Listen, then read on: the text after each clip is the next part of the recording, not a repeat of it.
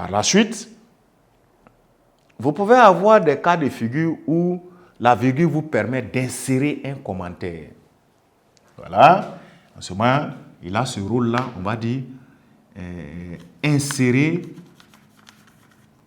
pardon, on va dire, ce rôle est, voilà, insérer un commentaire.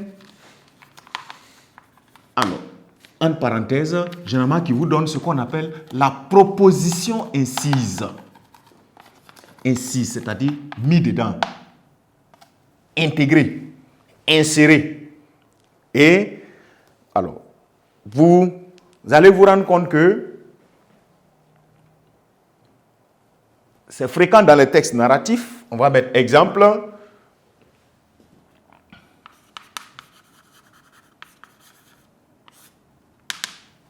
Voilà. Je sais, dit-il courageusement. Je sais, dit-il courageusement.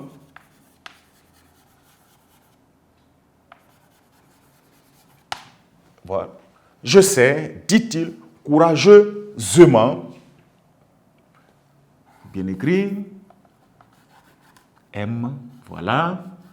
Je sais, dit-il courageusement, virgule, mais je ne vous dirai rien. Vous voyez, une phrase pareille, mais je ne vous dirai rien.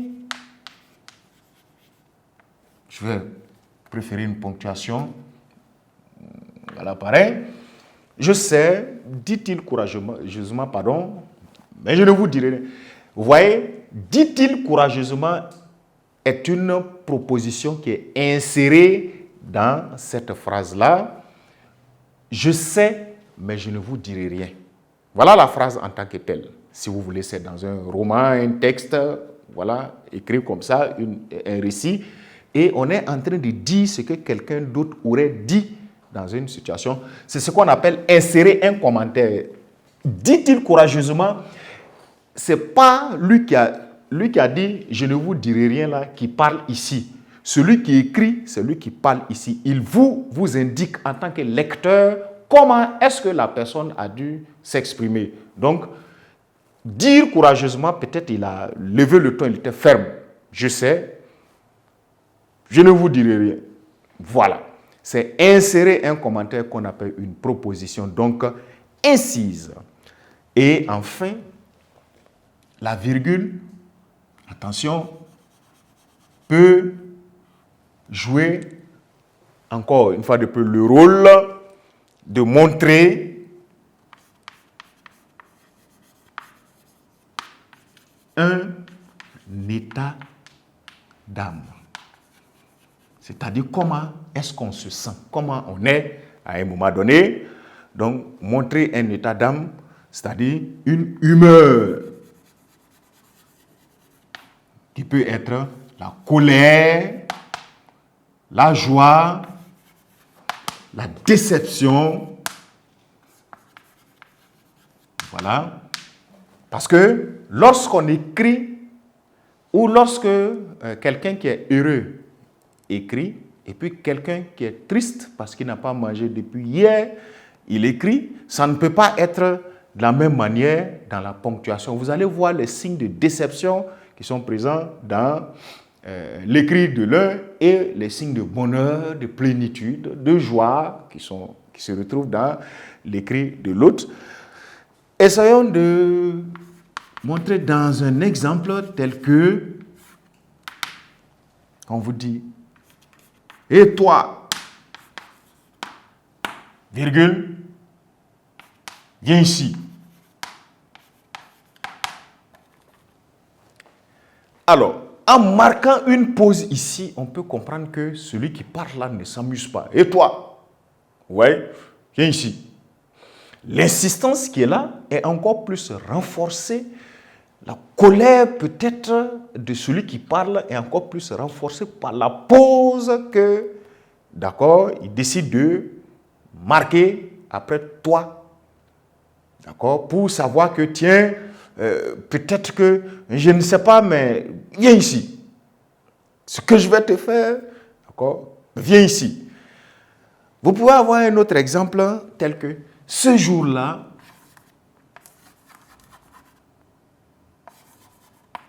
n'est-ce pas? Ce jour-là, ma vie, virgule, sous mes yeux, n'est-ce pas? Ma vie, sous mes yeux, virgule, bascula dans le noir. Regardez une phrase pareille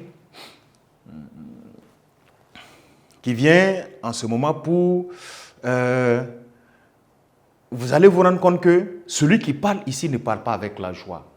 Voilà. La forte présence des virgules là va montrer un rythme lent, une déception, parce que ce qu'il raconte n'est peut-être pas du goût heureux, de sorte que ça ne peut pas se raconter avec une rapidité vocale.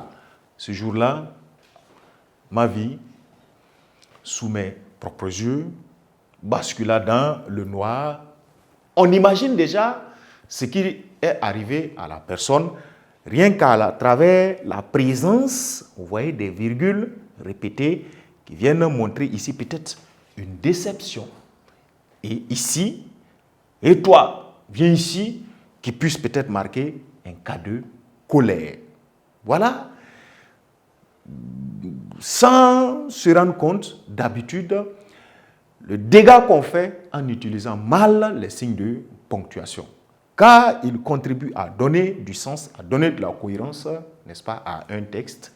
Mais la virgule, en plus d'elle, vous allez vous rendre compte de la présence ou de l'existence en 6, voilà, du point virgule. On va mettre le point virgule. Matérialiser ainsi, voilà, le point virgule. Et on va lui le découvrir en disant que, en fait, lui, il marque aussi une pause, mais une pause moyenne. D'accord? Qui n'est pas une pause courte, mais qui n'est pas une pause longue ou forte, qui est une pause intermédiaire entre la virgule et le point tonique. Voilà pourquoi on dit le point tonique là, et pardon, le point virgule là, il marque, n'est-ce pas, une pause moyenne. Voilà, il marque une pause moyenne. Et lorsqu'on dit une pause moyenne, c'est une pause voilà, arbitrairement comme ça, vaguement comme ça, qu'on imagine entre le point tonique et la virgule.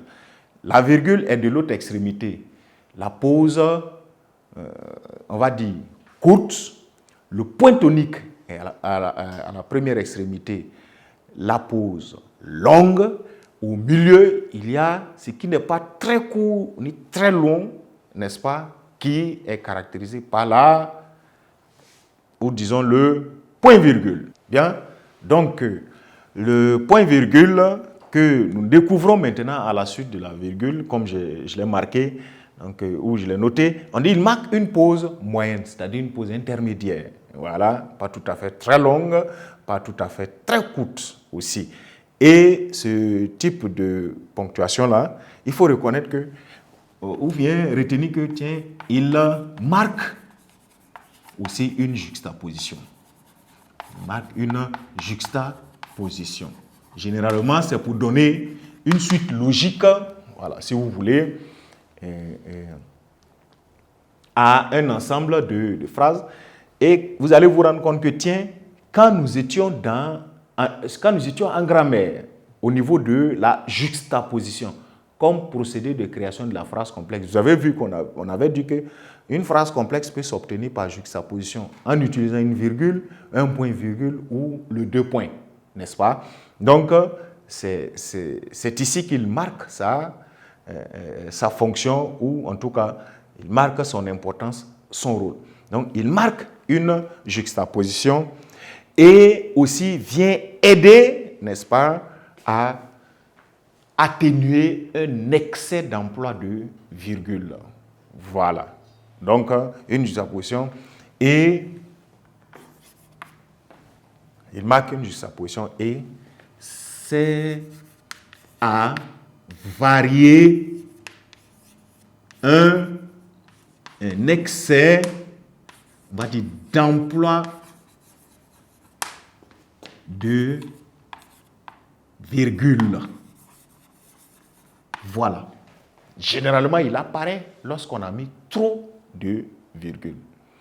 Et on va prendre un exemple tel que, d'accord, son chaton vint le saluer.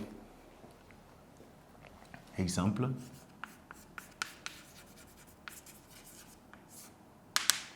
On va dire son chaton. Donc, il vient d'arriver. Voilà, c'est une phrase comme ça.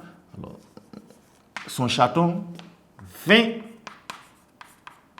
le saluer. Vous voyez, on met virgule, s'étira, parce que le chaton est heureux, il s'étire comme il était couché pendant longtemps. Son maître ne venait pas, il a vu, il a couru, il s'étire à un moment donné, n'est-ce pas?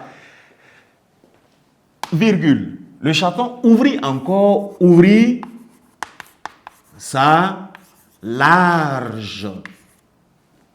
Voilà, on ne va pas dire bouche ici, mais gueule. Sa large gueule. Le chaton fit encore ou posa encore une autre action. Attention, comment il faut ajouter peut-être une autre virgule pour terminer la phrase. Ici, on va faire appel à un point virgule pour pouvoir atténuer, diminuer un peu. Voilà l'excès de virgule employé dans cette phrase-là parce que vous avez une première virgule, le chaton va le saluer. S'étira, deuxième virgule, ouvrir sa large gueule. Si on met virgule, pour dire, enfin, d'accord, émit un miaulement. N'est-ce pas? Émit un miaulement. Point. La phrase finit là.